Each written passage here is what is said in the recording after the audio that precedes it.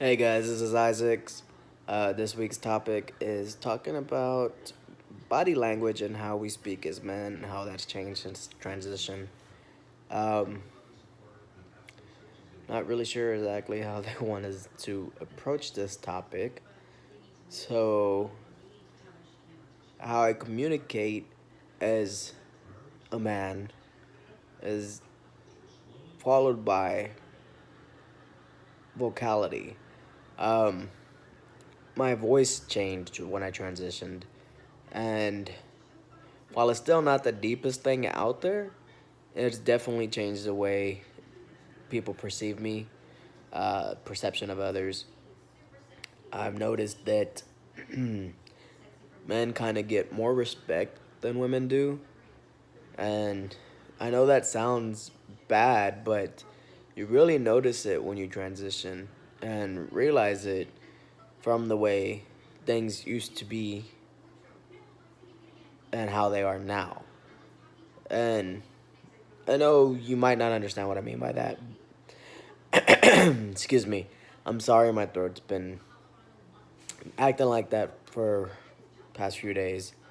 Uh, I had a breathing tube down my throat, so it's been messing with my throat. So if it does that again in the video, that's why. Um, but people talk about how men like get paid more and men get treated differently than women. It's really true. Like sadly, it's true that men do get treated way different than women do. And when you've seen or you've lived both sides of that spectrum, you really see it. Um, Men get respected more. Like, okay, so for example, what I mean by this is, let's say you go to a mechanic shop. As a woman, if you were to go to a mechanic shop and you know what you're going for, automatically that mechanic's going to tell you need other things you don't necessarily need. They may try to get you for wipers if you're just going for oil change, or tell you you need your tires rotated, or air pressure, or a filter. They might start tacking all this stuff in, assuming that you don't know anything about your vehicle, you know? Whereas if you're a male and they start naming off this stuff, they won't do it or try to push as hard. They'll tell you only what you actually need, or they'll mention it to you and you'll just take it with a grain of salt, basically. Like, as a woman, they don't really let you take it with a grain of salt. They'll start giving you reasons why you need the stuff. Whereas if you're a guy, they'll just kind of let it go. If you just tell them no thank you, they won't pressure you into trying to buy the things. And I've noticed that at some mechanic shops. But the reason I brought that one up as an example is because I actually do know about vehicles some. So I've never let them actually do that. But I've witnessed other of my friends that are women get kind of like screwed over on that when they take their vehicles in just from regular maintenance. They end up getting them for other stuff that they didn't need. Um, so there is definitely a difference in the way that people treat you. Um, as far as body language,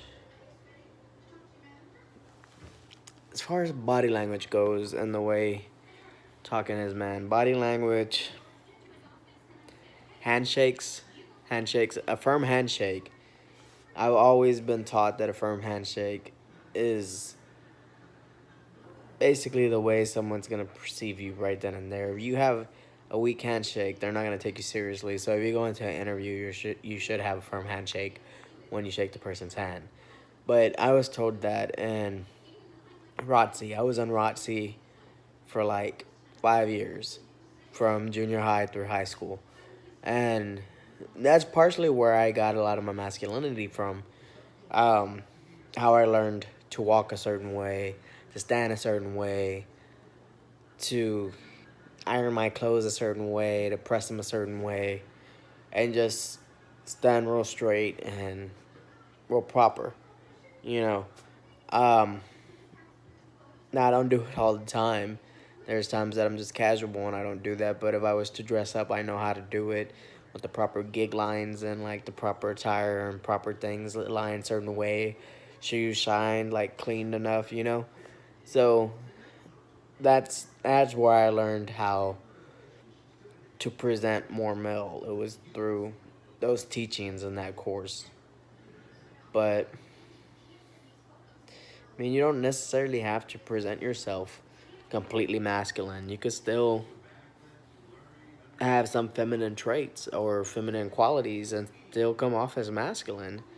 It's all on your personal